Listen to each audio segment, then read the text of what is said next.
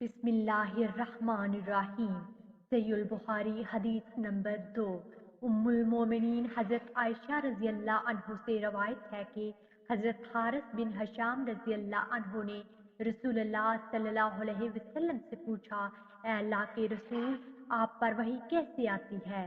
तो रसूलुल्लाह सल्लल्लाहु अलैहि वसल्लम ने फरमाया, कभी तो वही आने की कैफियत घंटी की टन टन की तरह होती है और ये कैफियत मुझ पर बहुत गरा गुजरती है। फिर जब फरिश्ते का पैगाम मुझे याद हो जाता है तो ये मौकूफ हो जाती है, और कभी फरिश्ता इंसानी शक्ल में मेरे पास आकर मुझसे हम कलाम होता है और जो कुछ वो कहता है मैं उसे महफूज कर लेता हूँ।